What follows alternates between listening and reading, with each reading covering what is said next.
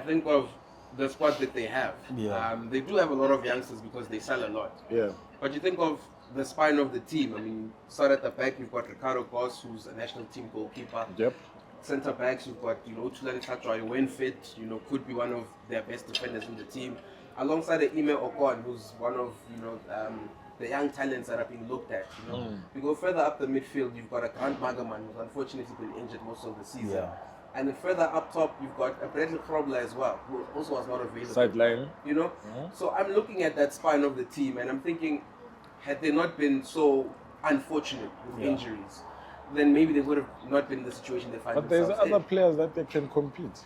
They do, but at the same time, your core players are not available.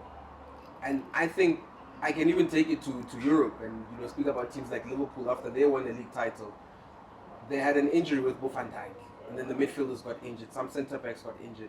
You still have quality players within the squad, but you're missing a certain spine of the team that allows you to play a certain way. And I'm pretty sure you can share more about how important it was for Charlie and Opa to get along in that midfield, because that's the pair that propelled you guys, to winning the league.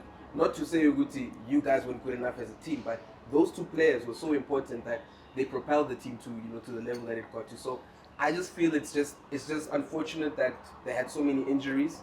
I think they do have the players. And having listened to Gavin Hunt when he was on the show as well, he did mention that we are as bad as it looks. It's not a mistake that we are there. So he did take it that we are as bad as it looks. It's not a mistake that we are there.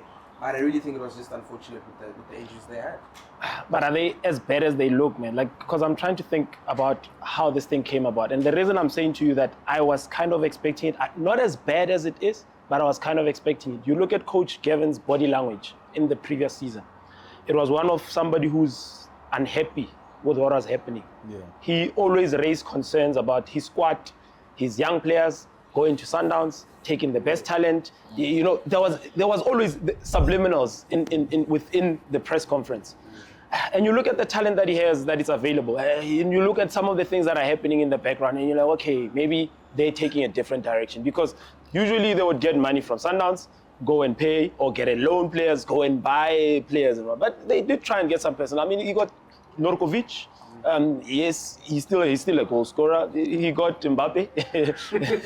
Yes, Stan Sahil. And you look at They've got Sahil. Yeah. The supporters call him Mbappe. Oh, it's Mbappe. The supporters call him Mbappe. Yeah. The Kaizer Chiefs supporters used to call him Mbappe. And I look at it, and Obs, you look at the fact that he's had Bo Hape Moralo, you mentioned.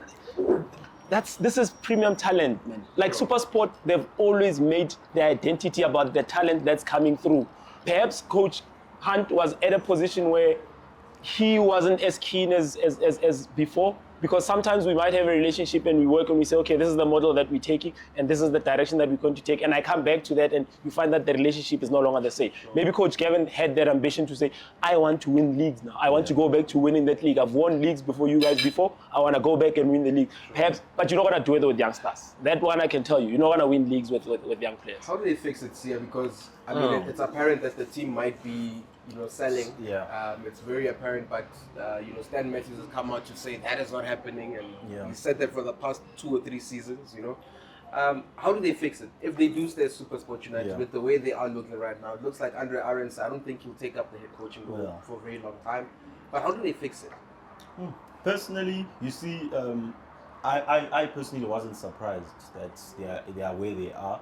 The only team I can say I was surprised was Cape Town City. But with SuperSport I was not, because they kept on, selling. They keep on selling their best players. They keep on selling, and that's one day it catches up with you. And it happened. This previous season was the season whereby it caught up with them. So the plan going forward, Stan needs to make sure that they reinvest in the squad. Coach, because like Lukoko said, Coach Gavin, he wanted to challenge for the league. He's a man. He's got ambition. Yes, he's a man who's known for winning. And he was probably tired of now just So it's a thing of the club reinvesting in the team, make sure that they get proper players, you know, and not rely on these young players, because it's also unfair to them, you know, to be thrown in the deep end like that. So it's just a matter of them going back to the drawing board now and identify the talent that they believe will be good enough to take them back to Mentality-wise, Skipper, old days.